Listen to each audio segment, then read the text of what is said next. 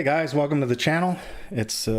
I'm gonna wrap up the build on the Diatone Ripper. So I did what I'm kind of learning to do and trying. I'm experimenting a little, right? So with the format, what I'm trying to do is do these build videos where I can show you guys like the meaningful stuff, but skip over the mundane stuff. Like there's a lot of things about a build that you don't need video instruction for, but there are some things that are helpful to see, and they tend to be the more technical in nature. You know, wiring and setting up the computers and getting the motors working correctly and all that stuff. So what I'm trying to do is I've been doing these builds where I kind of go through and put together and do the mundane things and then stop there, and I'll show you how it kind of comes together, and then I'll show you the technical aspects of it, including the configuration and that kind of thing. So with that in mind, what I've done on the build so far, and by the way, when you pop in, if you could say hello, I'd like if someone give me a sound check too. I've been doing some work on my computer, so somebody give me a sound check, that'd be great.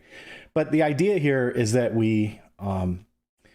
I've already done a lot of the basic work, the easy work, and I'm just going to show you how the main elements kind of come together. Okay, so hopefully that makes sense. And I'm going to go ahead and start out by showing you first up. I'm going to show you the DJI Air Unit and how that installs in the Ripper. And then I'll show you what I did with the Copilot. We'll talk a little bit about the ESC, and then we'll connect the receiver. We'll connect the wings and the servos. We'll connect the Copilot, the BEC, and the ESC, and I'll show you how everything kind of comes together at the end. Now, I do have to let you guys know, this video is sponsored by Banggood. So they sent the Ripper out for review. They sent this Ripper out for me to review. So I'd like to say thanks to them for sponsoring the channel, and to encourage you guys, you know, if you're out in the market for this kind of stuff, to take a look at Banggood and, you know, give them an opportunity to earn your business. And if they have what you need, that's great. They do have a big selection of stuff. And if you're in the US, check out that US Express shipping. They tend to get things to you quickly. So again, big shout out to Banggood, and thanks to them for sponsoring the video by providing the Ripper for review. All right, finally made it. Roman TR, finally made it, arriving before the live ends. Greetings from Mexico. Your videos help me a lot. You're welcome, man. I'm glad. Can you guys hear me okay? Can you guys give me a quick sound check? Let me know if you can hear me okay. I don't see a lot of chat yet, and I'm hoping that my audio is coming through clear. It looks like it is, but if you guys give me a sound check, that'd be great. Richard, how you doing, buddy? Okay, so let's talk about the Air Unit. And what I'll tell you about the Air Unit is this is a very simple install. There's not much to it, because the Air Unit by itself doesn't have much more than antennas, and that's it. So you'll notice that on the Air Unit, I have the SMA extensions. These are MMX to SMA extensions. You can find these pretty much all over the place on the web. Sounds crystal clear. Okay, thanks a lot. So you get the extensions, they connect on the back, and then the mount they provide, they screw right in there on the mount, and then you add the SMA. I went ahead and used the 5.8 gigahertz left-hand circular polarized DJI antennas on here. So that's a real easy configuration. There's really nothing to see there. The only thing I did was put some double-sided tape down on the Air Unit. That's it. So a little double-sided tape, extensions run around here, antenna connects, you're done. And as far as the front goes, I'll show you that real quick. They provide this little beauty ring for the camera lens, and that's a little more than a beauty ring. Ultimately, that ends up holding the camera in place. So what I did is I glued mine in place with Gorilla Clear Grip. And of course, I don't have that handy. I'll get it out later. I'll show it to you guys later, but I glued that in with Gorilla Clear Grip. It's just this contact cement, and you know, let that cure and dry, and then the camera just snaps into that, and that's what holds the camera in place. And then the Air Unit butts up right behind it. So it's very simple up front to install this part. There's really nothing to it. The battery tray, I'll just show you that real quick. I used my Grip stuff that I get on Amazon. I like that better than Velcro. It grips onto the battery really well. And then I ran one of my own battery Velcro straps underneath and just screwed that plate right where I think it's going to balance. If it doesn't balance there exactly, I can move it forward and aft just a little bit. Okay, Anthony, great job on troubleshooting the Titan build. Yeah, I wonder if the GPS on that thing was bad, because it was drawing amperage, and I think ultimately it blew. And I'm really sure I didn't cross wire that. I'm sure of it. So, because the first time it came on, I saw the blinking light. So yeah, it was kind of a weird thing. So anyway, that's the battery tray. And then the last thing I did in terms of installation is they do give you a little board that's meant for the flight computer, and they originally have that thing set up to go on these screws. And the problem I had with that is that the Copilot has tabs, so it pushed it forward and it just ate up space. And I thought, why eat up the space? What I did instead was carve some slots in the back here. You see these little tabs right here for the Copilot? That's what I'm talking about. So I just carved some slots in the back of the foam, stuck it in there. That holds the back down. And then I used my same Gorilla Glue, glued this wood piece down. I just took their mounting board and cut it to fit in between these two rails, and then glued it down, and then screwed the Copilot down with 2 screws. That's it. That's all that's holding it in. Now, you could put some foam tape in, you can put some isolation in if you want, but if you balance your prop on an electric plane, my experience with these computers, they're fine. And they're fine mounting hard mount like that. It's not that big of a deal. And then the last thing that I've done is I installed a motor on the back. Now, one thing I'll tell you is that if you look at this motor configuration, the first thing is that the screws that they give you for the motors are intended to go through carbon fiber arms, which are about that thick. So screwing onto one of these radial mounts, you need your own. And I forgot the screw size. I think they're M2 by 2.5 or something like that. But I ended up using my own screws, and that goes through the radial mount right here. That's the fiberglass piece. And then the other thing that I'll mention is that they give this shim, and they say in the directions, if you're flying manually, put the shim on. And what they're talking about there is the thrust line. So you can see the thrust line is off. It's off to the left. That's the correct thrust line for the plane. I don't know why they'd say that's a limit for manual only. I mean, good flying is good flying. If it's got poor flying characteristics manually, your flight computer is not going to solve that. So I went ahead and used the shim, and you can see the shim right there. That's the plastic piece. That is definitely offset. No question about it. That is offset. So it aims the motor that way just a little bit, and it actually gives it just a little bit of down thrust as well. But I don't see why you wouldn't use that for even if you are flying FPV. So that's all I've done. I connected the 3 motor wires to the ESC and I soldered them on. I'm not using any bullets. I did solder them on, and I'll let you guys know I did a motor test and I got lucky. My 3 are correct. So the motor's spinning the correct direction, but if for whatever reason your motor spins wrong, just reverse 2 of them. That's all you have to do. So the 3 wires coming off the motor right into this ESC and soldered on. That's it. That's all I've done. So I mounted the air unit, I mounted the Copilot, I mounted the motor, connected the ESC, and that's it. So mundane, right? That's mundane stuff. You guys don't need to see me sitting here on a video screwing screws into wood. That's not fun to see. Okay, the next thing I'll show you is the receiver. I originally wanted to use the Happy model receiver, the Express LRS 2.4, but then I realized that only supports Crossfire, and Copilot doesn't talk Crossfire, so I had to use an S-Bus receiver. And the one I decided to go with was the one that I got with the eSheen radio from Banggood. So Banggood sent me that eSheen radio for review, and I'm going to go ahead and use the receiver for that. So this is the receiver. It's an S-Bus D8 protocol, which is fine for this kind of build. It's fine. The D8 protocol, and the antennas, they're a little odd the way I have them laid out, but you'll see when we put it in the plane why I did it that way. So that receiver is already bound to the radio and ready to go. We'll get to that in just a little bit. And then the next thing you guys are going to want to see, if I can find it. What the heck? Oh, here it is. I got it. The harness. All right, so let's talk about the harness. And I'm going to see, who was it? It was Ash B. He said, hi, how are you going to plug the Xylo only see white wire and black wire? So somebody is watching very closely.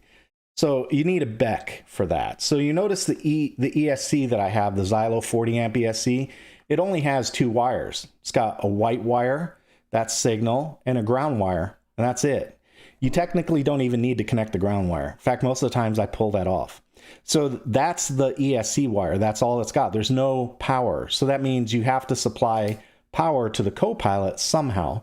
And the way I'm going to do that is with this little tiny BEC.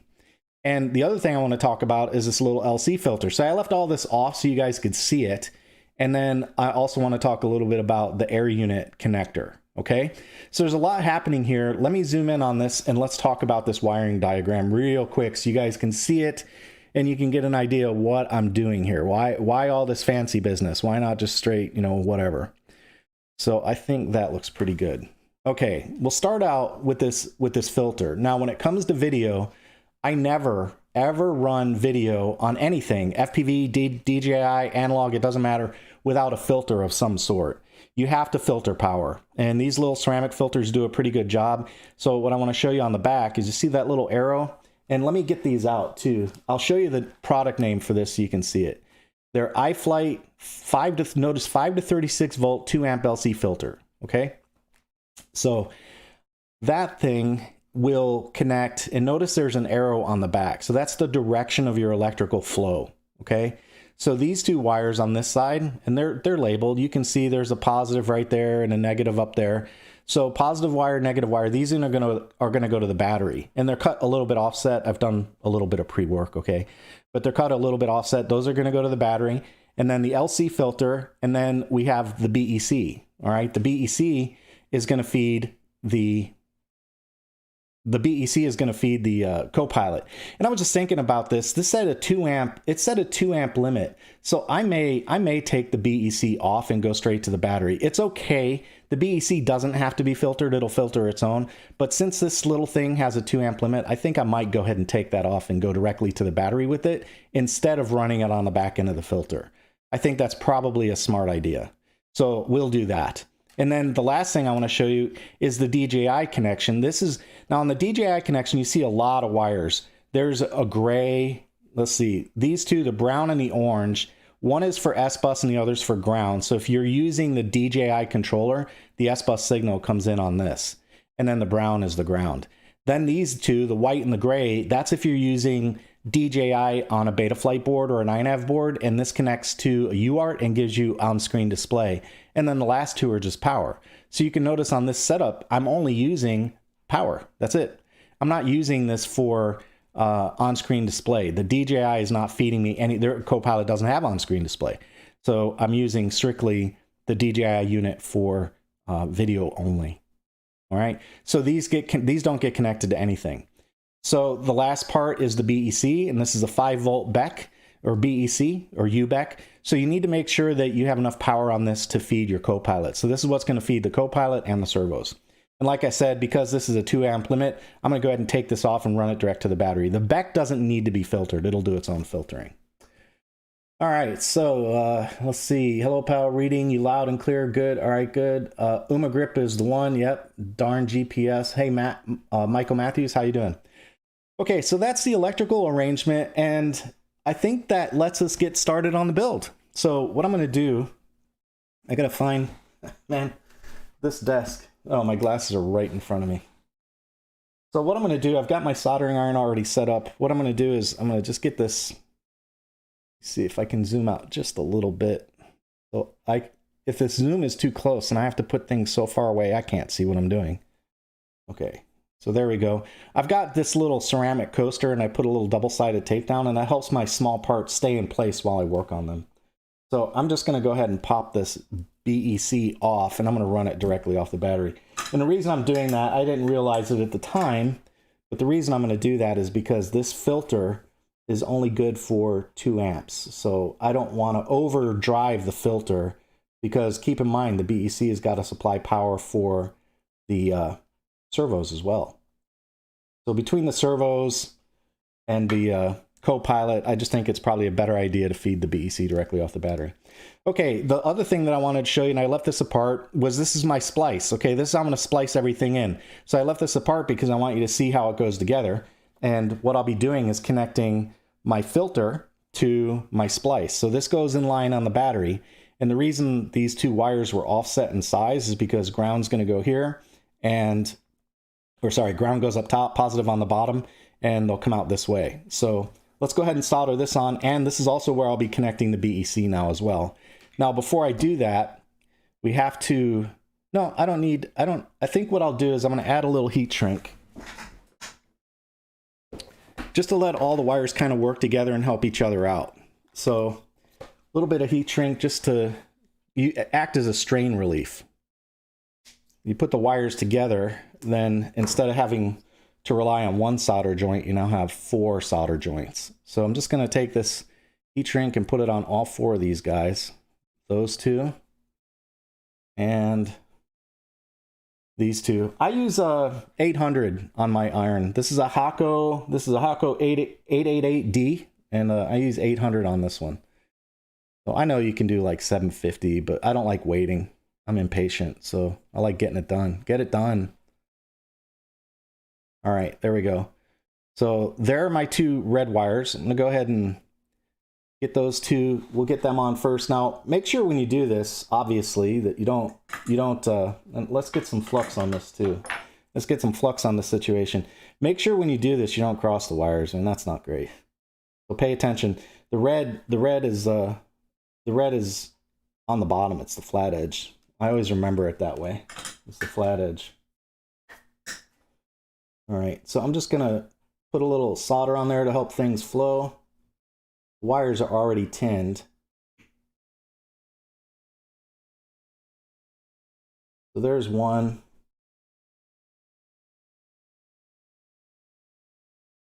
There's two. Now I'm gonna get some solder on there.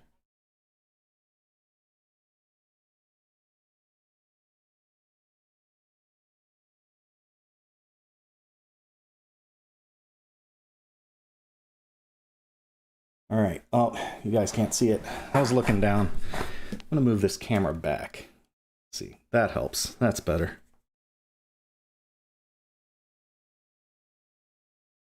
And I'm gonna get my tweezers out because it's hot.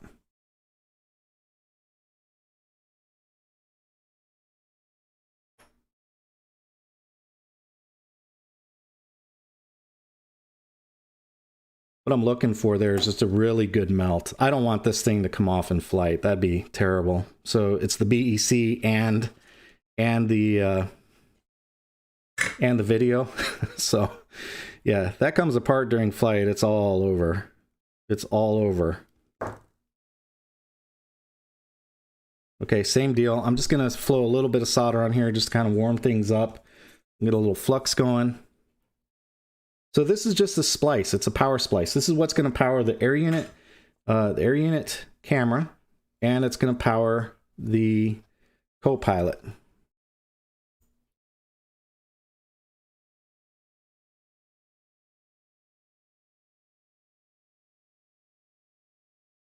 I want to show you guys something else too about the mechanical arrangement on this XT60 joiner that I made. It's a, I don't know what you call this. I call it a splice. But I'm going to show you the mechanical arrangement I came up with for this. Come on, grab on there.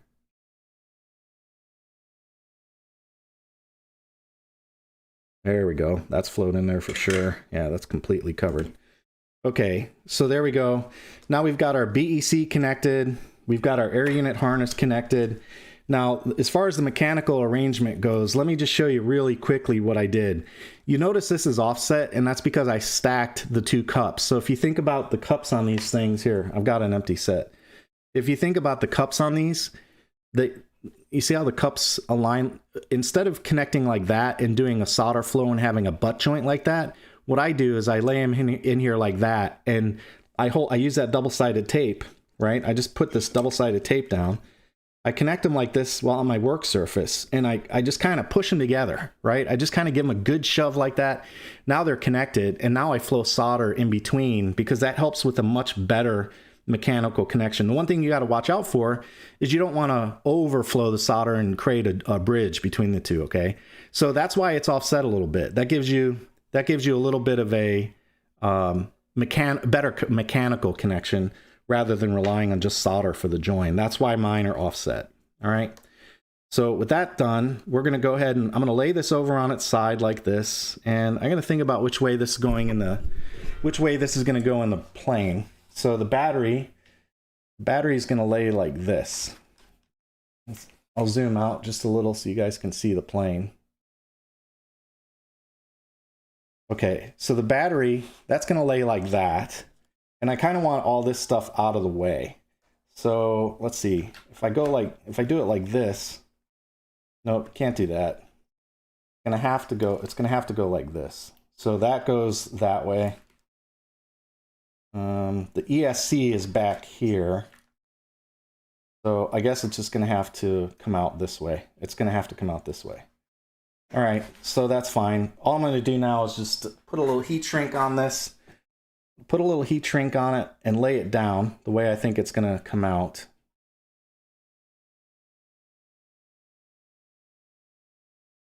that going to come out the right way? Nope, that's coming out this way.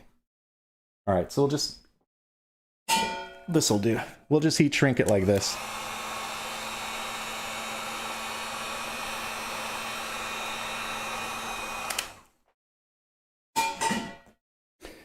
And then, let's see, the last thing I want to do is put some heat shrink over the whole thing.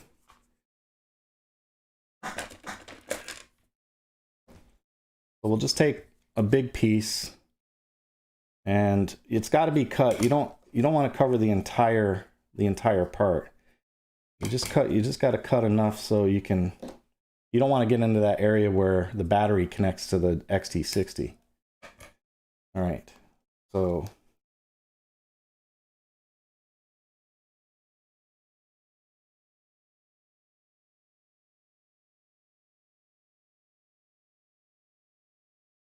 man, I have to go out in the garage and get some bigger heat shrink. This is the biggest stuff I have inside, and I need a bigger piece.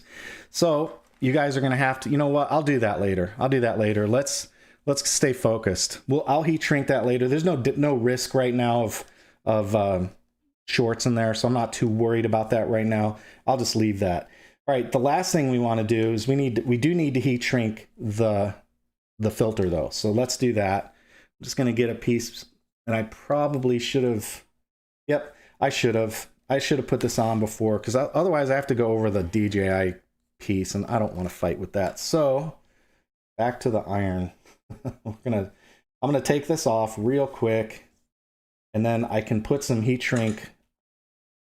See, I do this for you guys, right? I did that for you guys so you could see how this all worked. And there we go. Let's see that one. I think that's the best one. All right, I'm just gonna trim that a little bit.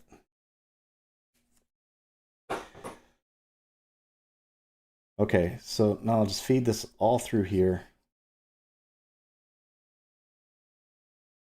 There we go. Now I'm in a better position. And make sure we get the wires right. So red and red, they align opposite each other, so that works out. I'll do black first because it's farther away.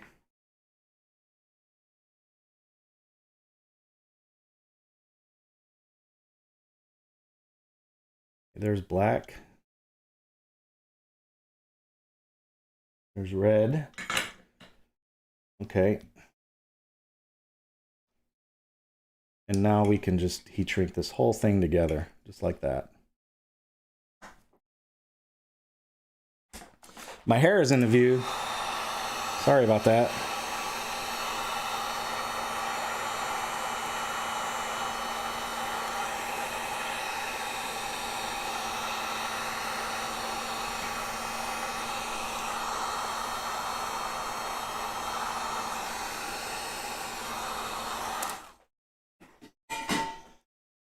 Okay, so there's the harness. Right now, harness is done. Hopefully you guys can understand what I did in terms of wiring. So let's recap it real quick.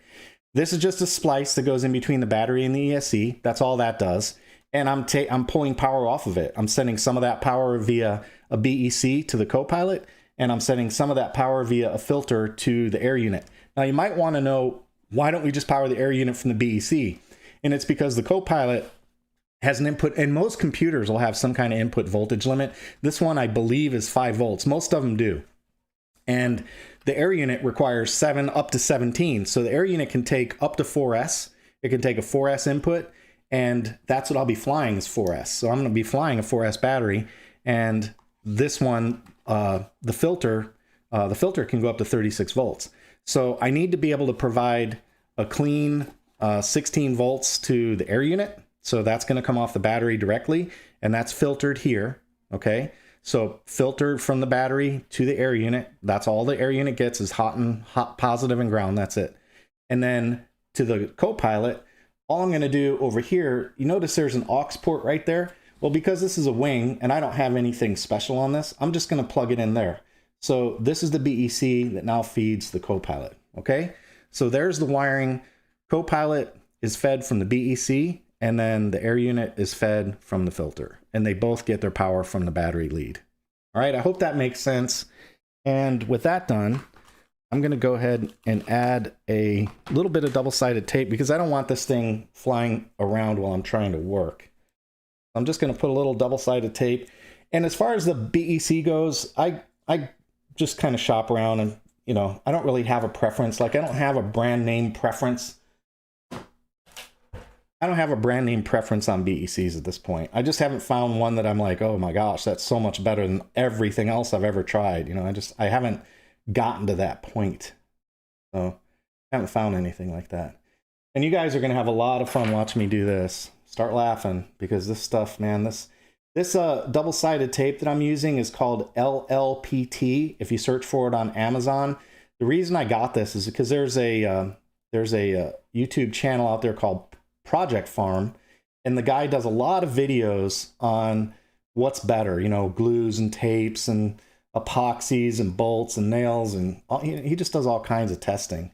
And he did this testing with this LLPT tape from Amazon, and A, it's cheap, and B, it was beating up the brand name stuff by, you know, like a like a school beatdown. You know, it was that bad. So, you know, that's it. Okay, so there you go. I'm just going to put my BEC right there. That'll kind of keep it out of the way of things. It keeps my battery lead close, so when I plug in the battery, I'm good to go. And we may as well, just because I don't like things flopping around, may as well just tuck these wires. I'm going to tuck these wires away in there a little bit, and I'm also going to run some double-sided tape on the filter, because I don't want the filter popping around either. I just don't like stuff loose on an FPV rig. I like things kind of, you know, you don't want them permanently attached because that'll drive you nuts, but you don't want them, you definitely don't want them flopping around, I can tell you that. And this battery strap is just going to aggravate me, because while I build, it's just going to be in the way. Okay, so let's just take the filter, and I'll do the same thing. I'm just going to put a little double-sided tape and hold that filter down. Let's see, any comments? Nothing. All right.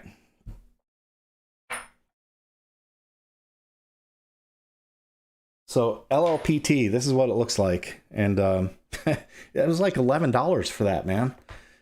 Cheap. Cheap.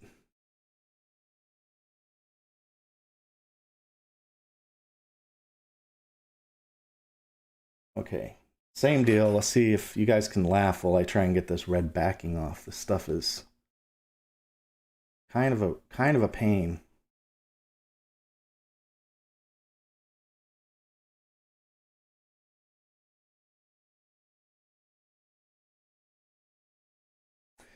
Anyway, so the Diatone Ripper, 690 millimeter, they call it an R690. It's a 690 millimeter wingspan.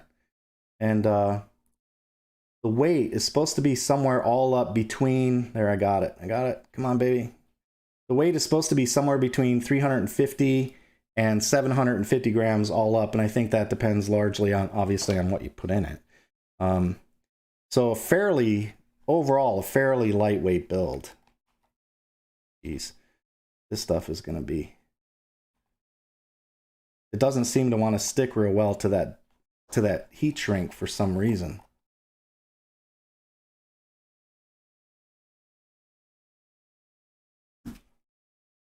Actually, I want that down lower. Okay. All right. So there we go. That's tucked away. That's tucked away. Now we got our battery connection right there, and we're ready to move on to the next step. I'm going to do the same thing. Sorry, double-sided tape time, right? It's time to organize. You got to organize this stuff. I don't like things flopping around in the plane, so it is where I'm just at that point right now where it's time to organize. I already know the motor spins the right way, so I know I don't have to take this ESC out and do any other testing or changing on the wires. So for that reason, I'm just going to go ahead and lay this thing down. Now, you guys might be wondering why I put the double-sided tape on this side, and it's because the FETs are here. So I want to open the FETs up for cooling. I want to expose those to air. I don't want to seal those. If I can, you know, sometimes you can, sometimes you can't, but if you can, why not? Look at that. Got that one off without too much fighting. Okay. And this thing also has LEDs in the back. We'll worry about that later, but I already have an idea how to deal with those.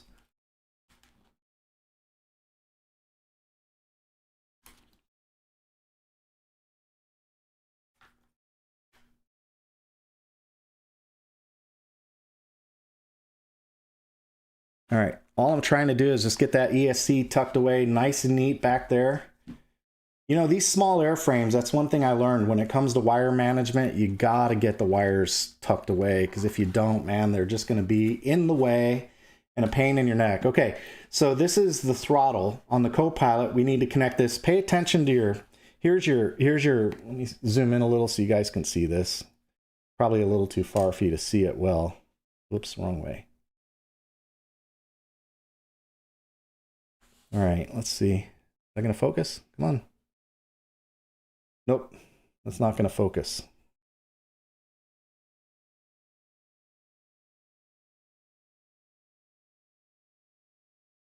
Okay, there we go.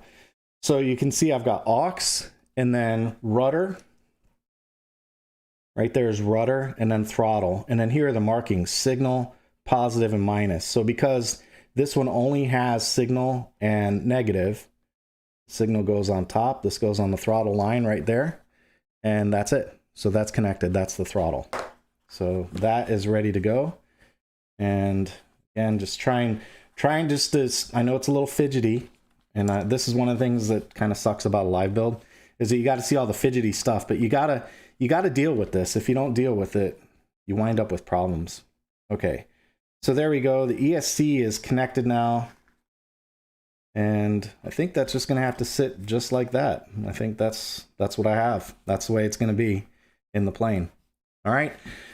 Okay, next thing, let's go ahead and connect the receiver. And I told you I already wired this and it's already bound. So guess what I have to do? You're never going to guess what I have to do. Anybody? You hear, hello, isn't it risky to power the servos and Copilot from the same BEC? Nah. Sure, it's risky. If it goes wrong, it all goes bad, but these are small planes. I mean, I can't even tell you how many planes I have that all they have is the BEC that's on the ESC.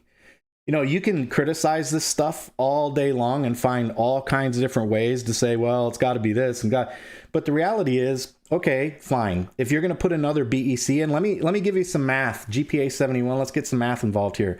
If you have two variables, let's say one at 99.9 and one at 99.9. Let's say, for example, one ESC is 99.9% available and another ESC or BEC is 99.9% available. Do the math and multiply those two together and tell me what your availability does on the overall airframe. Just go ahead and do that. So if you take two numbers that are less than perfect and you multiply them together, you get a number that's even lesser than perfect. You understand what I'm saying? So you can say overall system availability goes down by adding another BEC to the mix. How about that for a mind bender? So you got to be careful with that kind of stuff, because you can literally go crazy analyzing yourself to death on how many parts you put in these planes. You know what I mean? You can. All right, the receiver is going to go on this side. I'm just going to lay the antenna whiskers down, and I know you're supposed to do 90 degrees, but this is a park flyer, guys. Not going to go past line of sight, so I'm not worried about it. It'll be fine. Okay, so in terms of range, let's see. Or sorry, in terms of connectivity, signal is on top. So that one will go right here, S-bus. And this goes on the S-bus connector. So remember, this is an S-bus receiver. Oops, wrong. That's why you don't ever do this while it's plugged in. There we go. That's better. So signal on top, ground on the bottom. And for me, I always keep looking. I always keep looking to make sure I have, you know, signal if I had it, and then power, ground. So I keep looking. Is a filter necessary for the air unit? You can take the voltage straight off the battery too. Carol, I don't ever like to have any video system reliant on battery off the mains, because there's so much noise. And let's be honest, okay? I've never flown without it. So I can't tell you for a fact that the air unit can or cannot deal with it. Okay, I can't answer that question. What I can tell you is that all of my aircraft that have video all have a filter. I mean, it's a few dollars, and to me, it's worth it, because now I don't worry about things like artifacts in my video feed. And they can. I'll tell you, the very first time I flew FPV on goggles on a plane that I built, it was a train wreck because I didn't have a filter. So to be perfectly honest, I can't tell you that the air unit can or can't. I don't know the answer to that. What I can tell you is that I don't fly anything that has a video transmitter without filtering the power that goes with it. Because the power coming off the battery leads, the mains, is really bad. It's ugly. It's very, very noisy.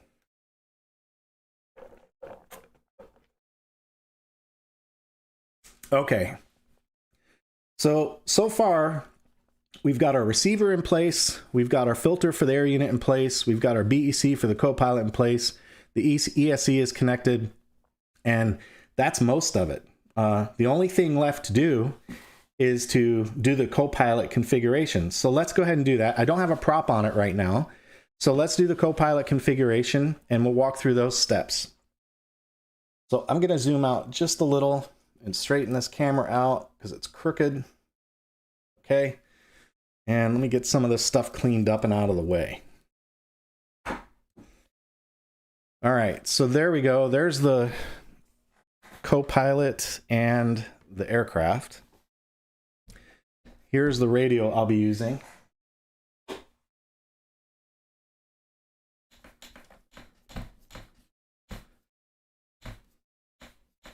That screen was nasty. Okay. All right, let's go ahead and do this next. So I told you I already have the receiver bound, and I'm also going to disconnect the air unit because I don't want the air unit sitting here getting hot. And I've already done, I'm not going to do an activation video on this, guys. I've already done this. So if you want to see an activation on an air unit, look up my goggles. When I did the goggles video, I did an activation on the air unit. If you need to see that, go ahead and do that. But basically you get the air unit software. It's the FPV Assistant V2, I think it's called. And you plug in a USB-C cable on the side, you log into your account, it'll recognize it, update the firmware, you press the button on the side to bind it. So I'm not going to go through that today because I've already done a video on that. And so we'll just leave that. What I really want to focus on today is finishing up the wiring and showing you guys the Copilot configuration. So, all right, the next thing we need, you know what? I kind of need to do the wings because there are some things you need to see on the wings, but I really don't want to right now. Because this is a lot more convenient. It's a lot easier to see. I know when those wings get here, it's going to be a big mess on this table. Let me see if I can make arrangements for it so you guys can see the wings. I've got the Copilot box right there. We need to get some stuff out of here anyway. So the GPS, I don't get GPS inside, so there's no point in me showing you that. I do not get a GPS signal in here in this room. But I've already got the screwdriver out too. So the screwdriver's right here. There's the GPS. Here's the double-sided phone tape if you want to mount that underneath your Copilot. You know, there's nothing wrong with doing that, but just in case. And let's get the wires out. And at least I can show you how to connect it. But I don't get GPS in here, so you never see a GPS lock. All right, so if you're going to do a PWM arrangement, this is a PWM harness. And this thing, I'm not sure how these connect exactly. One's going to go to the receiver, and I guess these are going to go to your 3 different wires. I'm not sure. I've never done a PWM on Copilot, but that's what that's for. And then here's the settings board. Did I get the settings board out? Heck, where did I put the settings board?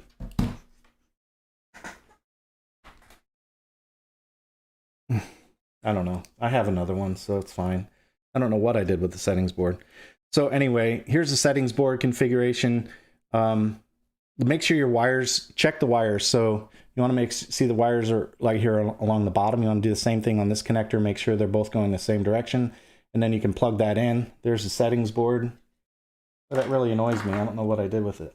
Oh, there it is. It's in the foam. It got stuck.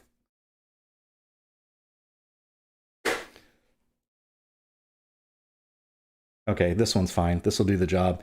And then the other end of this cable, when you do your settings, goes into the settings connector and do the same thing. Just look at the pins. You see the pins right here are along the bottom. So we'll make sure the pins on this are along the bottom as well. Just make sure they're lined up before you plug it in. Trust me when I tell you, you do not want to bend those. That'll kind of ruin your day. All right, and as far as the GPS, same thing. Just check your pin arrangement, make sure that they're, you know, high, low, whatever it is, make sure they're the same. And this header is different. So one's for the board and one's for the GPS, it looks like. Yep, they're a little bit different. The one on the board is a little different, so that's fine. And that's a BN220. I use these all over the place, man. I love these BN220s. And then same thing with your GPS connection on the board, the Copilot. Just make sure your pins are lined up.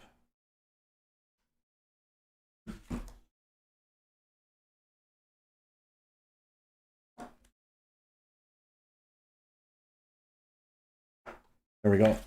Okay, so GPS is connected, settings board's connected, radio's here. Hold on 1 second.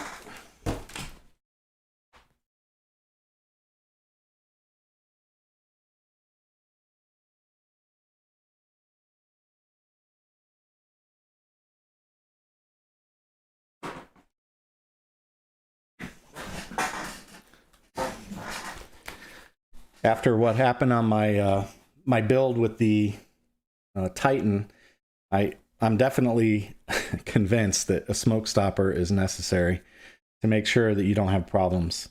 So I'm just going to go ahead and plug the smoke stopper in, plug that into this side. So the way this works, I have my battery, the smoke stopper, and then my lead into the aircraft.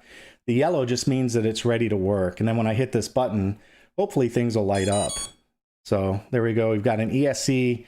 I've got GPS power. You can see that's blinking. I've got a bunch of lights on the Zod Copilot. And I'm going to turn on the radio too while we're at it. Welcome to OpenTx. And just turn that down just a little bit. And I'm going to show you that I've already got this set up because there's the telemetry. So we've got telemetry coming in. Everything's already set on that. I'd say this looks okay so far. I do have everything's ready to go. So now what we need to do is go through the Copilot setup. So I'm going to disconnect this now that I know the smoke saver did its job and I don't have any concerns about something being cross-wired. I'm going to go ahead and disconnect the smoke saver and take that out of the equation. So the reason you do that is because they have limited amperage on these too. And if you're going to do things like spool up a motor, it's a good idea not to have that running. So let's go ahead and go through the Copilot configuration. And what I need to do is switch to another. I'd like to show you guys the instruction sheet. So I have that set up on another screen. So we'll switch to that. And here we go. Here are the instructions for the Copilot. Hopefully you guys can see that. If you can't see that, let me know and I will zoom in or change or do what I need to do. But so the Copilot book is actually pretty good. There's a couple things I'll point out to you because, oh boy, this thing is really wide. Look at that. I didn't realize it was that wide. It's zoomed in at 150%. That's better. All right, here we go. Back down, you. Covering everything up. There we go. Okay, so let's go through the Copilot instructions real quick, and I'll leave the chat next to it just so I can see if you guys have any questions as we go through this. So the instructions are actually comprehensive. The problem with Copilot instructions is that they're not in any particular order. So that's the challenge. So I'm going to go over a couple things that you guys are going to want to know about the Copilot, okay? The first one is if you look at this diagram, notice on the left-hand side that it says right here under flying wing, it says aileron right here is on the left-hand side, throttle, and an elevator on the right. So when you connect, notice that on the connection diagram, they say the same thing. Here's aileron right here, and they want that connected to the aileron input. So that means your left wing, your port wing, is connected to aileron. Your starboard wing on a flying wing is connected to elevator. See how they have the elevator right over here on the right-hand side, that red line? They want that one connected to the elevator port, and then obviously throttle is throttle. Now here's another thing you need to know. In your radio configuration, make sure that you use, let me pull the radio into view here, and I'll switch back real fast so you guys can see it. You got to see this stuff. There's a couple of important things about this radio configuration I need you to see, because it'll get you if you don't. These they're annoying if you don't know this on Copilot. Okay, the first thing I need you to notice is that I have, I'm going to turn the radio down so she stops talking to me. Okay, the first thing you notice is that I've got some different rate setups, and I'll walk through this later, but I've got 100%, 100%, 100%, and 100%, okay? You need 4 channels. You need aileron, elevator, throttle, and rudder. And you might say, well, wait a minute, I'm flying a wing, why do I have to have a rudder? When I first set one of these up, I didn't use the rudder. The problem is it uses the rudder for calibration steps on the Copilot. So you have to add a rudder. Later on, when you're done, if you want to, you can remove it, but it doesn't hurt anything having it on there is the point. All right. So point is you have to have a rudder. And notice the other thing too is all my mixes are 100%. This is another thing that'll get you into trouble. If you use a weight that's not 100% and you try and calibrate, it doesn't work. The Copilot is expecting to see full pulse width changes from 1000 to 2000. So if you use a weight that's sub 100%, it won't work. You have to use weights that are 100%, and you need to make sure on your monitor that you go to 100%, and you can even see the pulse width right there. Do you see how the pulse width right there says 2012? I'd recommend you verify that for all of them. So there's my aileron, there's my elevator, there's my throttle, and there's my rudder. So I've got full pulse width for all 4 channels. That's super important to calibrate. If you don't have that, that calibration is not going to work the way it's supposed to work. Okay. So step number 1, make sure the aileron goes on the left-hand side. Step number 2, make sure you have full weights. Don't use, if you want to add weights later, you can, but don't do it during the setup. I have mine done because I know what to look for. So I'm not telling you, I'm not saying do what I do, not what I do, what I say, not what I do. I'm not being like your dad. I'm just telling you, I know what to look for. I've done it. So I know that I need to see this in order for this to work. So I've got my aileron, elevator, throttle, and rudder all at 100%. My mixes are all at 100%. And the only thing I have in the mix line is a mode switch on channel 5. That's all you need. So in order for this Copilot to work, all you need are the 4 channels and 1 mix line. The last thing you need to do, and I'll just tell you guys, I already did this. So notice on my output screen, I've got one of them, my elevator is reversed. So when your wings are connected, you need to make sure that with the stabilizer off, so turn your, turn it on, make sure you look at the screen. Stabilization off. So stabilizer's off right now. With that off, when you move your sticks, you need to make sure that your surfaces move the way they're supposed to. And if you have to reverse something on the radio to do that, that's fine. Go ahead and do it. So make sure that in manual mode that your surfaces all work the way you're supposed to. We'll worry about stabilizer later. We'll get to that. I promise we'll get to that. Okay, so that's it. Before you start getting into the calibration, you need to make sure all that stuff is done. All right, now we can go do the calibration. So before I do that, because I've been sitting here flipping around and turning things on and off, I'm just going to disconnect the battery and reconnect it. Telemetry recovered. And now we'll go through the steps on the Copilot. So step number 1 is you want to make sure, look down here and make sure that you're, if you, hopefully you can see that. Can you guys see that? Can you see the highlights? Yeah, you can see the highlights. Let me make sure you guys can see the highlights. I just need to, this is one of those things that, it took me a little bit of time to figure out when I first set it up, but you got to make sure you do these things. Okay. The LED configuration reference. So notice right here, you've got LED 1 and LED 2, and that tells you what kind of plane type you have.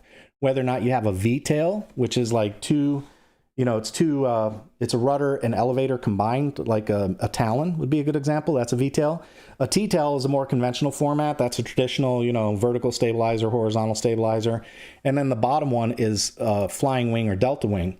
And what you need to do on that is when you're in stabilization mode, I'm sorry, I'm going to have to turn the craft just a little bit so I can see too. But when you're in stabilization mode, Stabilization on. What we're doing is looking for these 2 lights right here. There's 1, 2, and I realize that the camera may not be helping us here. I do understand that, but take my word for it. There are 2 lights, one there, one there. That's LED 1 and LED 2. Those lights, let's see if I can pull this down this way. Does that help? I'll make sure you guys can see that. Okay, let me zoom in just a little bit too.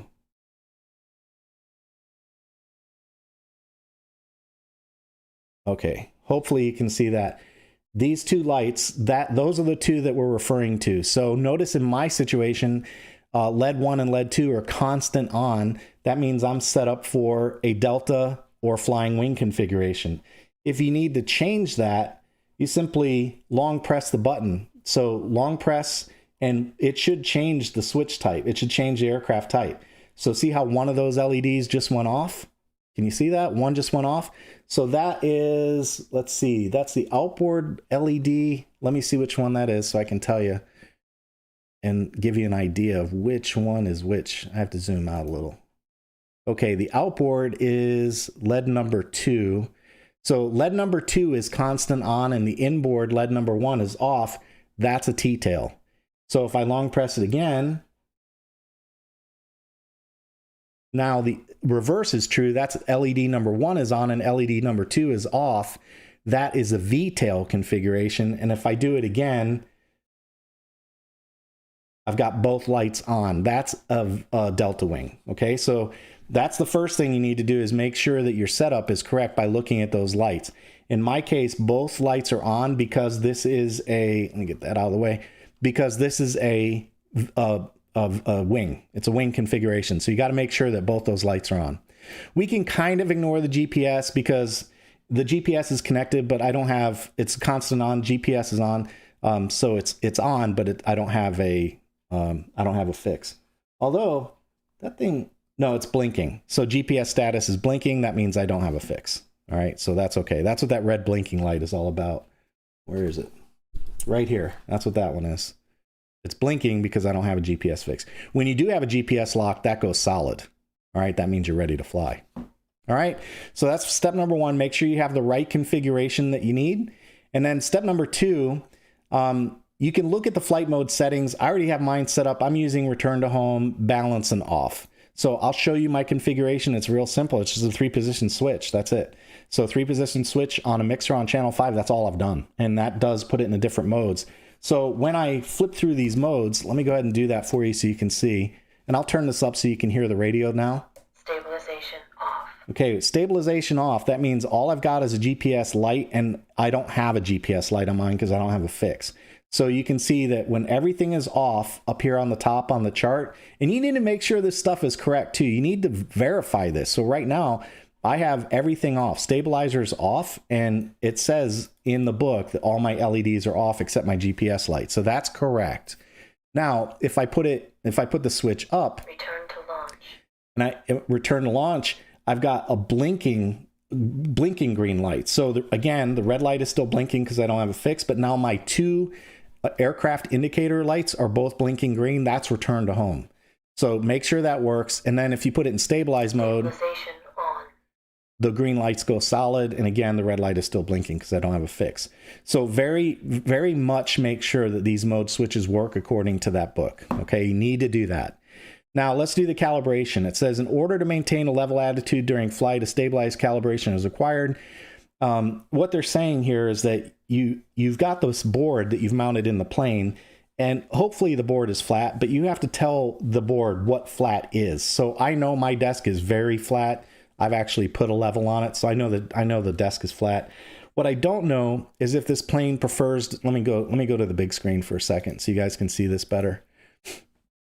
And I'll zoom out. Okay, what I don't know is about this plane. I don't know if this plane likes to fly completely flat based on its belly, or if straight and level for this plane is like that. You know what I mean? I don't know the answer to that. So all I can do is start with something. So what I'll do is start with what I think looks good, and hopefully this is it. You know, a flat on its belly. That looks straight and level to me. Now, it may turn out that this plane flies straight and level with a slight, pitch down, or maybe even a slight pitch up. If that happens, you're going to have to go through the calibration again. All right. Or you can trim, but it's really not advisable to trim.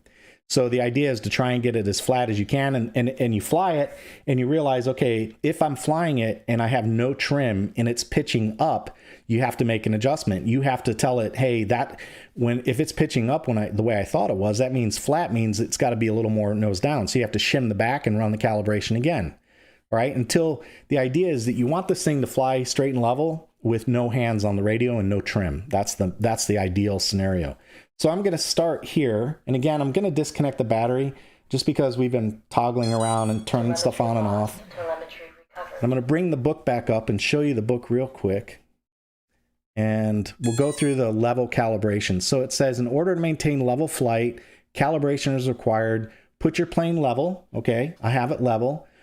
Wait for the Copilot to complete the startup, and Stabilization off. yeah, it has. Stabilization on. Turn the radio back down. It's completed a startup. Nothing's blinking. It says, move the sticks to match the figured state. Wait 5 seconds for the mode indicators 1 and 2 to flash at the same time. Okay, this is an important step, guys. Don't skip this. I know people have skipped this. It's not a good idea to do it. So what I'm going to do is I'm going to move my sticks down and in. Let me move this battery out of the way so you guys can see a little better. Okay, so there we go. I'm going to move the sticks down and in, and we should see these lights start to blink. So hopefully, can you guys see the lights? Stuff in the way. Okay, so here we go. Sticks are down and in. 5 seconds. And there we go. You see them blinking? Let go. Don't touch anything. Don't bump your table. There we go. Now they're solid again. That means the board now believes that this position this aircraft is in is straight and level. Okay? That's the calibration. You got to do that step. Now the next thing we need to do is a radio calibration. It says, please switch the flight mode to balance mode. So that's balance mode. Return to launch. Stabilization off. Okay. And the throttle at the lowest position, it is. The other joystick neutral, it is. Then long press the set button for more than 3 seconds. Do not move the radio and wait a few seconds. The ailerons will move for 2 times, then calibration is finished.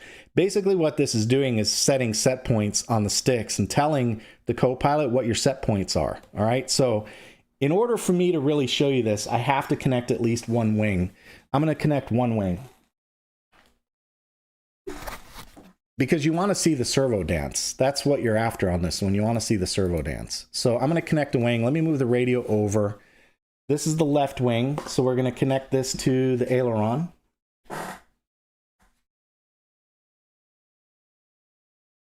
And I'm going to disconnect power, because if you miss this, you kind of Telemetry lost. create problems for yourself. So I'm just going to disconnect power, plug the aileron in.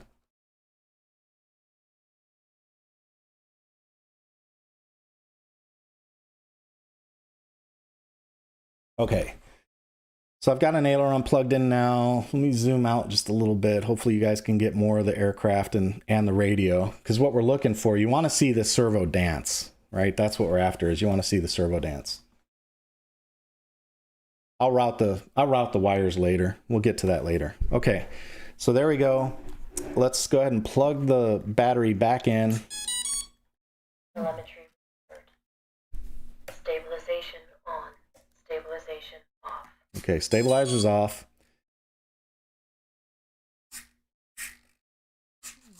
Obviously, I need to make an adjustment on that. We'll get that centered some other time.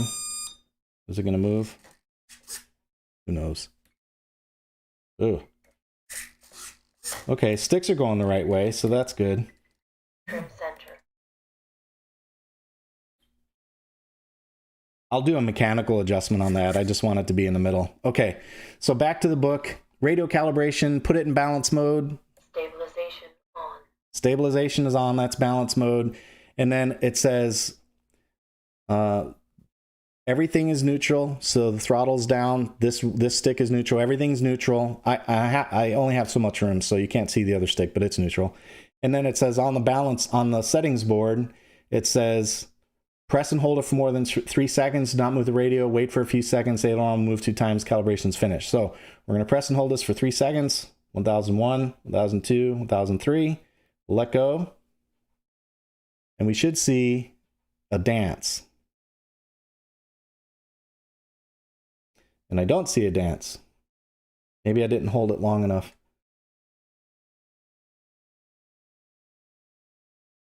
There we go. I just didn't hold it long enough the first time. So that's a radio calibration. That's done now. You don't need the other servo connected for the radio calibration to work. Again, you're just telling it based on your stick positions what neutral is. That's all that's happening here. So let's see. If you want to see the controls real quick, this is one last little demo we'll do. I'm going to do, this is where I really kind of need the other one. I need the other wing connected. Because if you can't see the other wing connected at this point, you're not gonna know that you have it right. So let's just connect the other wing. I'm gonna put the battery inside the frame. So we'll do that. Battery inside the frame. And then we'll do a, ooh, this has to go the other way, which actually that's okay. I'm all right with that. Yeah, there we go. That works. That's actually not bad. All right, I'll disconnect it so I can plug in my servo now. Telemetry lost. Sorry guys, I have to see, so I have to see what I'm doing here. All right, elevator.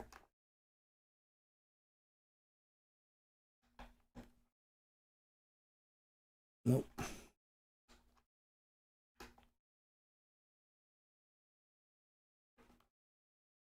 Okay, there we go. So now, I don't have my spar handy. I was looking for the spar, but oh well, we'll go without it. It'll be fine.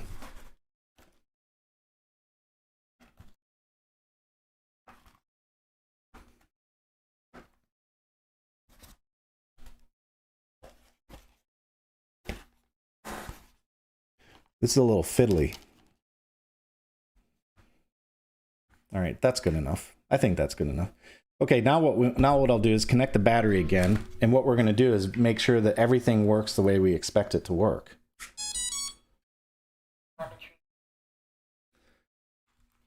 So the main thing I want you guys to see is the radio and the control surfaces, right? So that's the main thing we're after. All right, so let's do right aileron.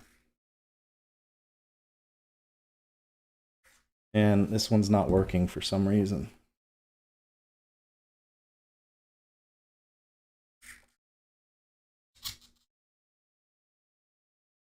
Did I change the, I wonder if I think I changed the flight type. That's what I think just happened, because it's not, I did. The green light's not right. So, you know, when I was doing the initial calibration, it didn't work. Look what happened. It changed my light type. So I'm sitting here moving the sticks. It's not working correct. So you have to change, if that happens, I changed the airframe type. So there's one, there's two. Now I have it back on wing mode. I see, you know how I knew how to look for that? Because I've done that before. And I'm like, why is this not working all of a sudden? So what ended up happening is I changed my airframe type. And that happened when I was doing the calibration. Both of those things are done with the settings button. So if you don't do it right, and I didn't, I ended up changing the airframe type instead of going into calibration. So I already knew to look for that. That's why, there we go. That's why I knew right away. Okay, let's see. I'm gonna go ahead and do right aileron. So what I expect is for that one to go up and that one to go down. So I'm gonna do right aileron. So we'll do right, and that's what we see. The right one goes up, the left one goes down. So I'll do left aileron, and I expect that one to go up and that one to go down. And that's what happens. Now I'm gonna pull the stick back for elevator, and I expect them both to go up, and that's what happens. And now I'm gonna push the stick forward. I expect both of them to go down, and that's what happens. Okay, so that tells me the radio is set up correctly. Now the last thing we need to do is check the stabilizer and make sure the stabilizer is correct. Now, to do that, all we need to do is work the airframe a little bit. So let's see. I need a little more, I think I need a little more authority for the demo. I got to find my screwdriver. Give me just a minute. Where did my little screwdriver go? There it is. All right. So on the settings board, I'm going to give myself a little more authority because I want you guys to be able to really see it. But I'm going to tell you right now on the Copilot, on these computers, these pots, they change both the direction and the gain. So if my control surfaces are going the wrong way, say my elevator pitches down when I'm supposed to be pitching up, then you change that by switching this potentiometer from one side of 12 o'clock to the other. So right now, my potentiometer is going this way. If my elevator is reversed when I use the stabilizer, I need to change the potentiometer to be on the other side of 12 o'clock, okay? But right now, what I want to do is give myself a little gain so you guys can see, and I'm going to do the same thing with the aileron. I'm going to give myself a little gain so you guys can see the movement. I'm going to give myself some more gain. That's all the way up. I just want you guys to be able to see. Okay, so I'm going to pitch the nose forward, and what I expect if the nose goes down like that, what you want is the elevators to go up, because the elevator what you're saying is, hey, the plane's descending, we don't want it to if we're straight and level, so come back up. That's what we should expect to see, and I need to make sure I'm in a stabilize mode too. Stabilization off. Stabilization on. I am. There's stabilization on. Okay, so now I'll pitch the nose up. Or down rather. So this is pitching the nose down. You can see the elevators coming up. That's correct. That's what we want to see. We want to see them coming up. Now, let me show you how to reverse it. If that were going the wrong way, I'll take this elevator and I'm just going to turn it. Right now it's at 5 o'clock. So I'm just going to turn this elevator all the way over to 7 o'clock. Okay, so now it's on the other side. I've done a complete turn. It was down here and I switched it past noon and all the way over to 7 o'clock. That's what I did.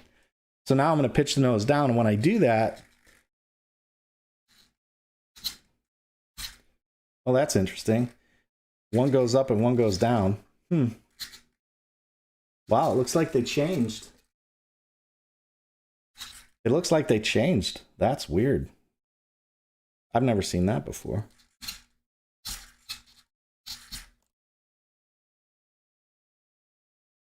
I must have been rolling it. Maybe I was rolling it while I did it.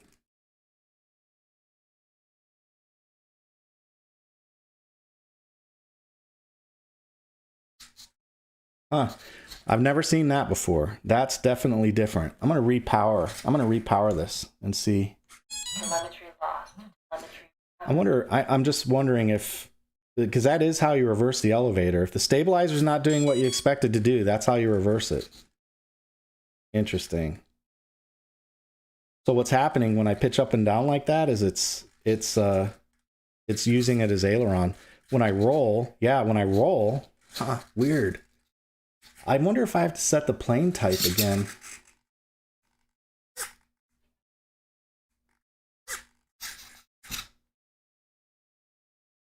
Man, I've never seen that before. That's definitely strange. Let me go back to this side.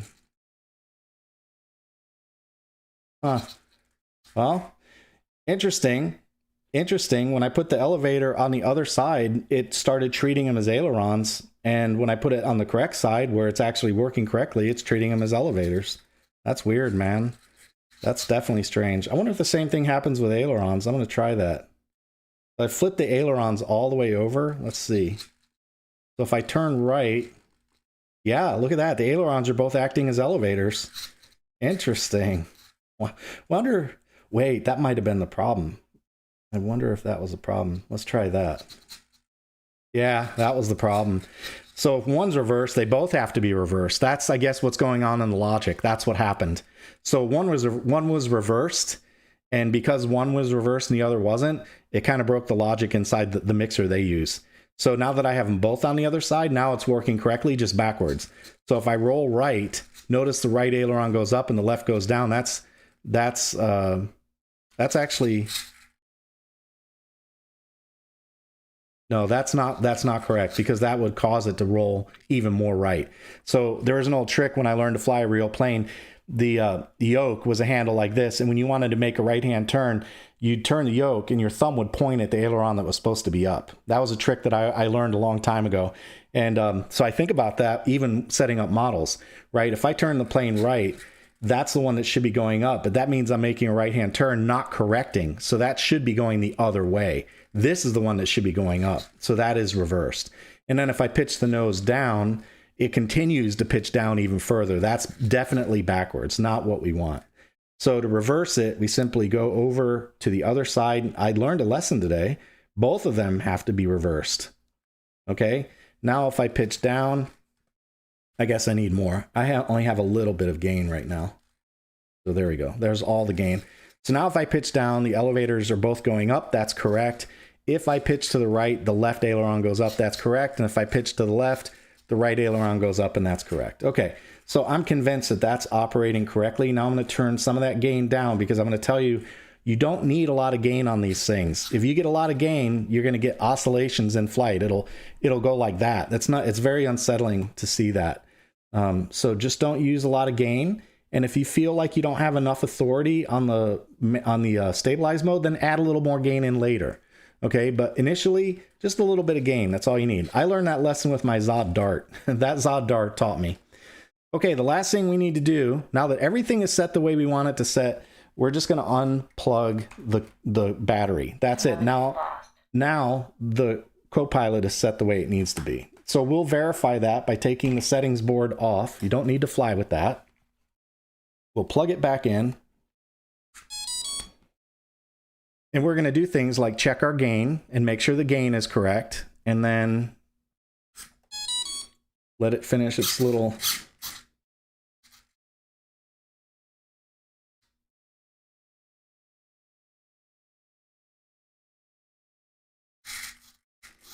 This thing is killing me. Now, all of a sudden, this is backwards. So what did I do? What did I do? Now it's backwards. So now what's going on is my elevator, just to see what's going on, my elevator is controlling aileron. Can you guys see that? Copilot. So now I'm using my elevator and it's controlling aileron. And when I use my aileron, it's controlling elevator. So that's weird. Never saw that before. I'm going to do another calibration. I'm not sure what happened there, but I'm going to do another calibration. I have not... Boy, this one is... What is it with me and tech lately? That's not supposed to happen. Nope.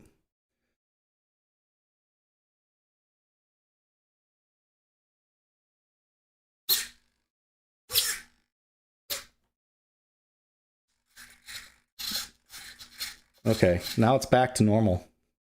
Yeah, a little calibration, that seems to help. So I'm going to unplug the battery again, unplug the settings board, and hopefully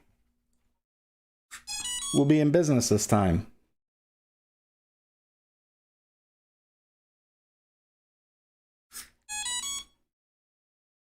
All right, I'm gonna check. Let's see. Thaveen Rodriguez, hello, a little late. Hobie Kenobi made it. That's cool. Hey, Hobie. Yeah, it's not working. That's weird. So it's not working. Every time I let go and take the settings board off, I wonder if I take the settings board off before I unplug it. What's happening there? Yeah, I wonder if I have to do that. I'm gonna try that. I'm gonna unplug it. I wonder if the settings board has to come off before you unplug it. That might be the deal. Seems like when the settings board is in, and I have not seen Copilot do this before. It's stuck. It's like it just doesn't want to behave. Yeah, see, its settings board's plugged in and I'm still reversed. So I'm gonna go ahead and hit the settings button again. Let's get the servo dance out of the way. There's a servo dance. And oh, my servo popped out of its pocket. Nope. It's definitely confused.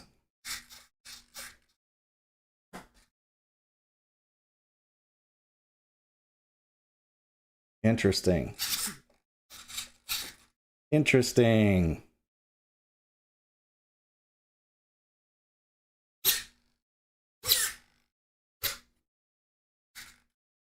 I'm going to try giving it some more gain. I really don't understand why it's changing its mind like that.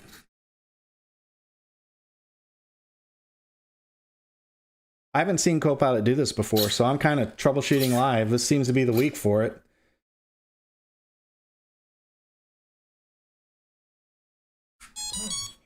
Yeah, it just seems it's reversed. For some reason, it's definitely reversed. I'm going to just check my mixer real quick. So on my mixer, I have aileron, elevator, throttle, and rudder. I have aileron. Just make sure. Yep, left is on aileron, elevator is on the right. Okay, that's correct.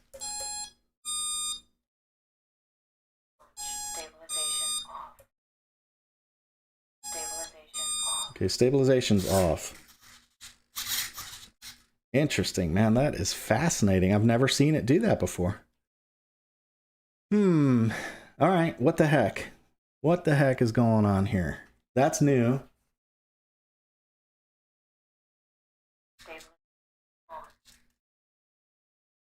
Yeah, it's just when I use my aileron, when I use the aileron, I'm getting elevator movement. They're both going up. And when I use the elevator, I'm getting aileron movement. That is fascinating. Never seen that before on this thing.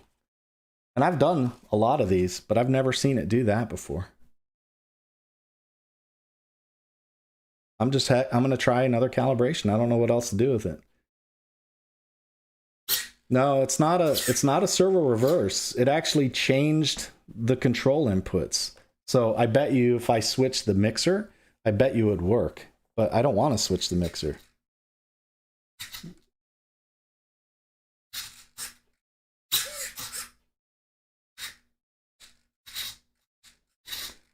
Yeah, you see that?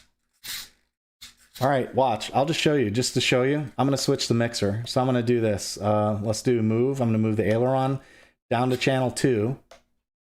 And I'm going to move the elevator up to channel 1. And now the ailerons are reversed. So all I have to do is go into outputs and reverse the ailerons.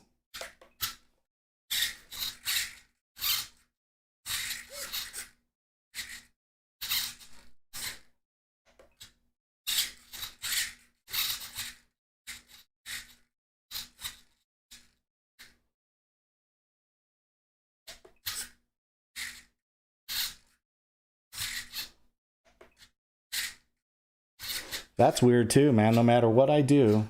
Stabilization off. No matter how I change the reverse and forward on the aileron, it doesn't change.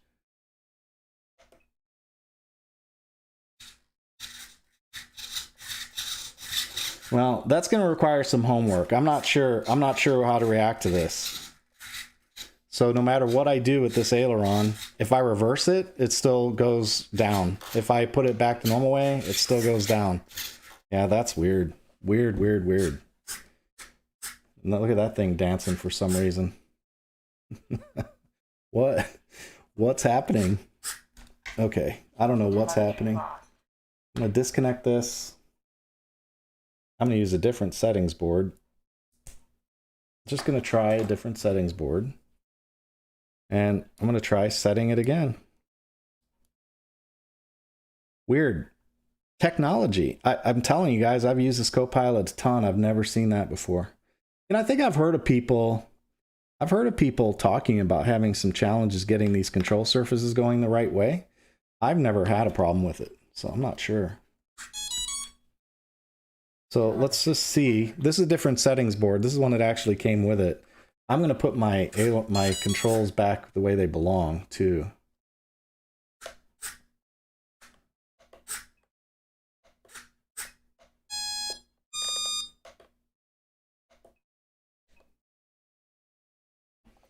Okay.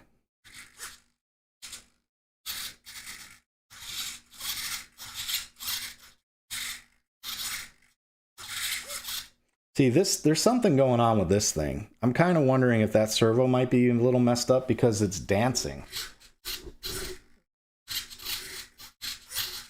You see how it's just kind of changing direction? That's a little disheartening. It's not a power question, I'm sure of that. I wonder if that servo has got some kind of issue. Telemetry lost. Aileron, elevator. I have aileron on the left, elevator on the right. Let me just unplug this and make sure that's correct. Yeah, it is.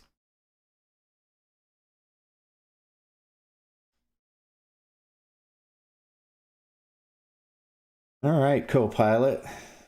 Being difficult. Live shows. See, when you do production stuff, you cut all this stuff out. I'm just, for argument's sake, for the moment, I'm just going to take the GPS off because that's not working anyway right now. So let's just take it off.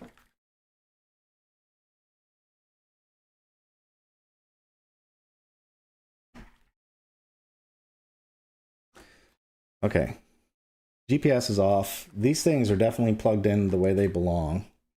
And I'm going to just try it one more time. I'm going to cycle through the plane types too, because that seems to be when the trouble started. And when I changed the plane types, actually problem started when I did the first calibration. All right, so press the set button, adjust the plane type with the lights on. So the lights need to be on.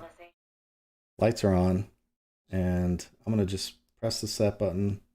There's one, that's the outboard, so that's the T-tail. There's two, that's the inboard, so that is the V-tail. And there is both, so that should be a delta wing configuration.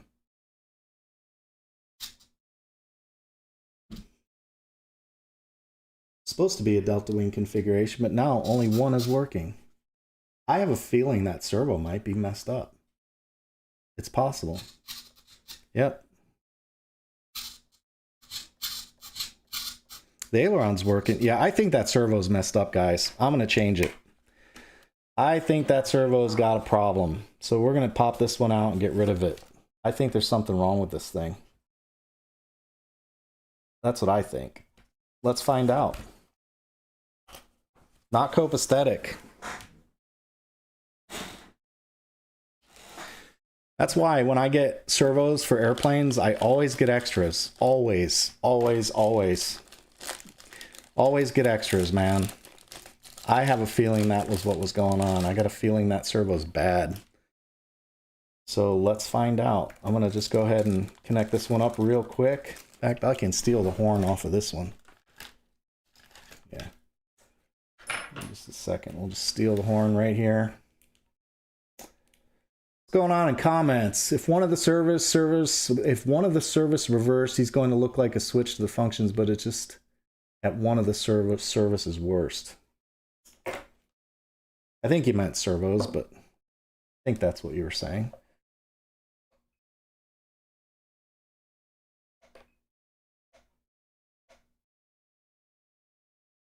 All right, I'm gonna make sure all the controls are all centered. They are, okay. So I will plug this in. So if you guys have never done servo centering, here's how I do it. What I'll do is plug it into the controller, whatever is powering things. I tend not to use servo centering tools because I have yet to find one that did it right. They never seem to do it right.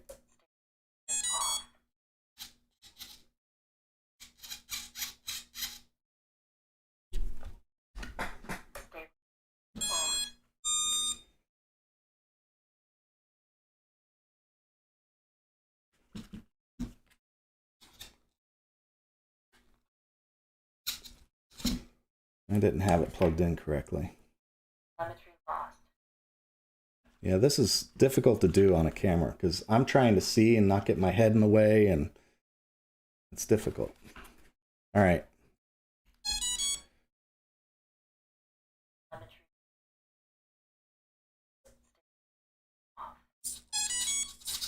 Okay, now I've got servo movement on this thing. So I will... Now I have to look and see which way it goes in. It goes in like that. So again, I use the to get back on track where I was going with this is I don't like to use servo centering tools. I'd rather just plug it into the controller, make sure the trims are all centered, and then I'll use the these are different horns, of course. Why would I expect them to be the same horn? Same manufacturer. I mean, why would the horns be the same? That's ridiculous. Why would you think that? Okay. The same horns. Ludicrous. There we go. So, and it always seems like I can never get it quite straight up and down. No matter what. I can't. You can flip them. Sometimes you can flip them and get them that way, but they're always, it seems like perpendicular with these servos is always off like a half a tooth. I don't know. What is the deal with that, right? But I definitely think that was the problem. I think that other servo was messed up because I was seeing behavior that wasn't correct. Like the servo was moving when it shouldn't have been moving. Okay, so we'll disconnect again. Put this guy on the wing. And we will, let's see. I approached this from inboard. So we'll get this guy.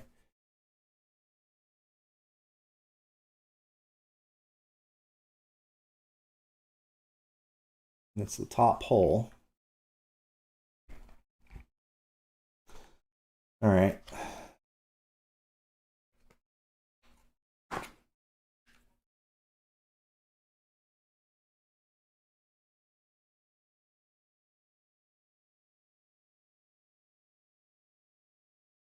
I know you can heat these, but honestly, I don't mind using the edge of the control wire as a drill and auger. And the reason is because when I heat them, they get sloppy. It's been my experience that every time I heat one of these things, they get sloppy. And I don't like to do that.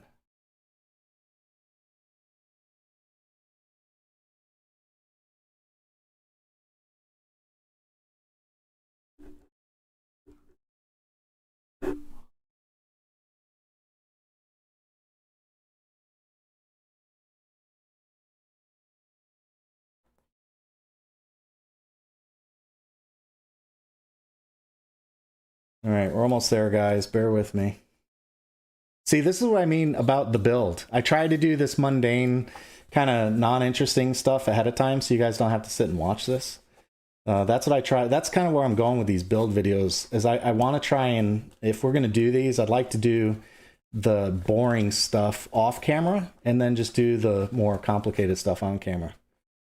Of course, this... I swear, man, these things are being argumentative today. All right, let's try this again. All right, I'll worry about trimming that later. These are they didn't provide any. The trim on these is the bend style. They put little V's in there, and on one I already broke it. I hate that style. I'd rather just use a quick connector. And what I have on this one right now is a just Z bends. I did that right ahead of the video, trying to get ready for the video. All right, let's see if this recovers us.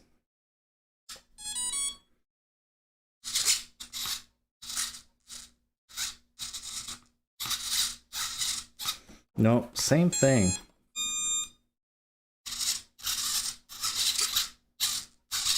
Yeah, there's definitely a problem here.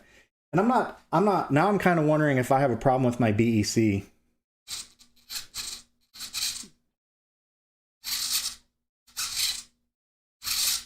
Because when I move these controls, yeah, see that movement? That's not right. Like, here, I'll do it again. I'll just move this. You see that? That's doing the same thing the other servo was doing. That's not correct. That's a problem.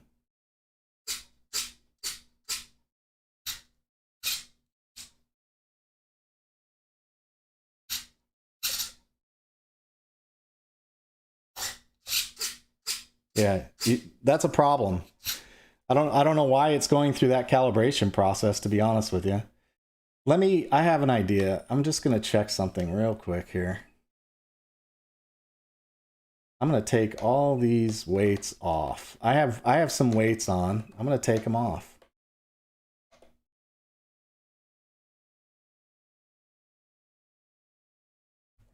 So let's try it again. Oh, now we're not moving at all, huh?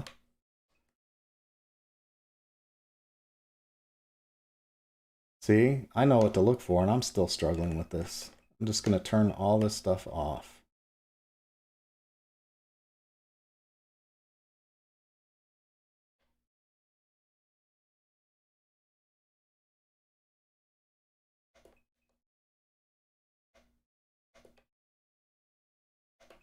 I'm just turning off my switches that activated my rates.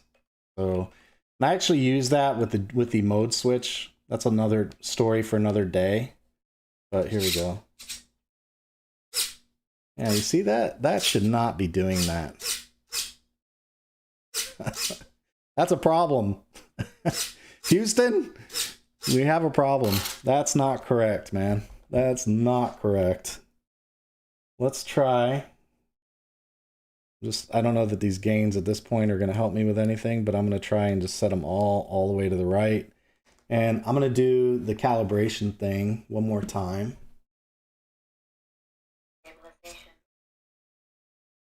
Let's see. I'm just long pressing. I'm trying to set it again.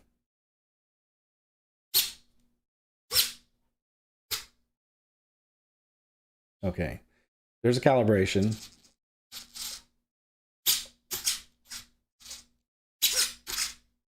Yeah, that's not cool, man.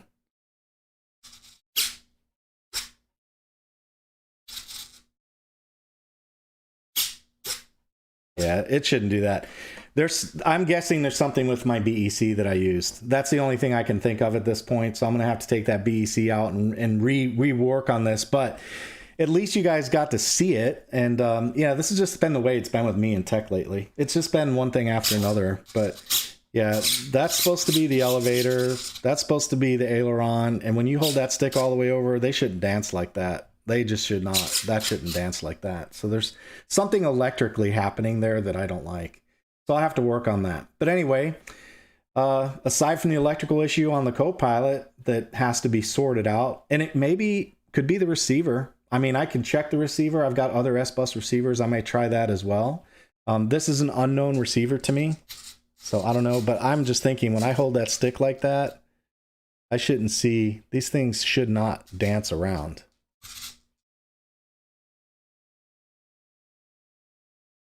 Yeah, they're not dancing now.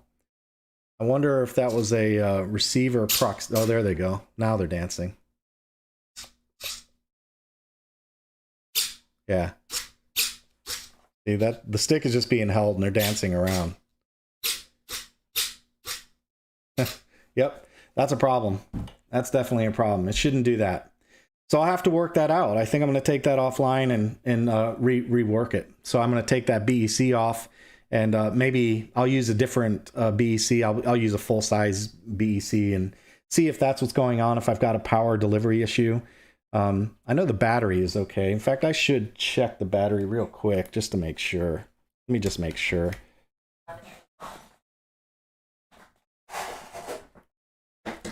Let's take a look at the battery real fast, but I'm sure the battery's got plenty of voltage. I'm sure that's not the problem.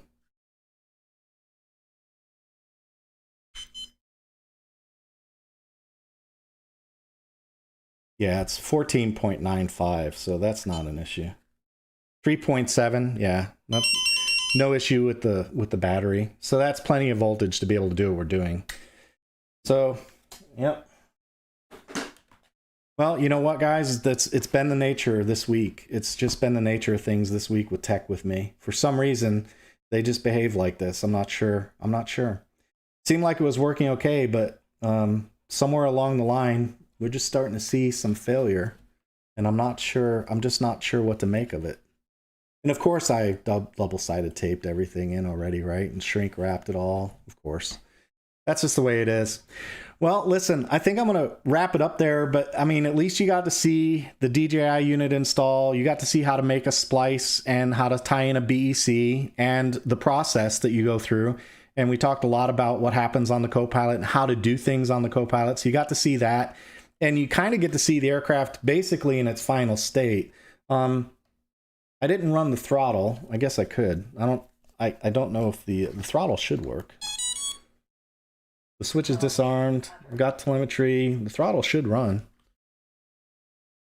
Stabilization off. Stabilizer's off. And of course, no throttle either. So that's another what the heck is going on kind of deal. There we go. Throttle. Got throttle. So that's working. So, yeah, we're going to have to work on it. I'll have to work on it. So that's most of it. That's about 95% of the build. I just have to troubleshoot what's going on with power. And hopefully it's not a Copilot issue. Yeah, hopefully that's not the problem. I've never seen one act like this before. These are new servos too, so I don't think it's the servo. The one that I saw acting odd, I changed that already, so I don't think that's it. That's a new servo, and it's a new ESC. So, but that's not providing power.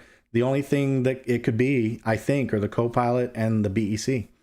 So I think what I'll do is I will take the rest of this offline and finish troubleshooting and working it out. And then I'll do a little build review video and put that out there so you guys can see that. I'm not sure where to go with this, but I think I'm going to start looking at power. I get the feeling that's it. I'd almost like to put a power meter on that output line on the BEC to see if it's stable at 5 volts. I don't even have the air unit plugged in, so it can't even be that fooling around with things. It's got to be something to do with that BEC in the Copilot. Has to be. So keep an eye out on the channel. That's all I can say. And as soon as I get the issue sorted out, I will come back and post a build review. In fact, what I'll probably do is I'll tie the two together, because I've got the Titan quad that's got the GPS issue. And now whatever's going on with power on this thing, I've got that to work out. What I'll probably do once I get them both resolved is post a build review for both of them together. And we'll come back and talk about how I solve the issues. Well, I thank you guys for joining me. I'm sorry we couldn't finish it off and have a completely working arrangement, but you know, this is the nature of it. And these are the things you go through. You got to troubleshoot it and figure out what the issue is. So thanks for joining me on Sunday afternoon. I hope you guys picked something up and at least got a good look at this Diatone Ripper. And look forward to getting it ready to go. It won't be too long, and I'll have this thing ready to fly. So be on the lookout for that material too, obviously, when it hits the channel. Well, that's all I've got for today. Thanks for joining me on the channel. Take it easy.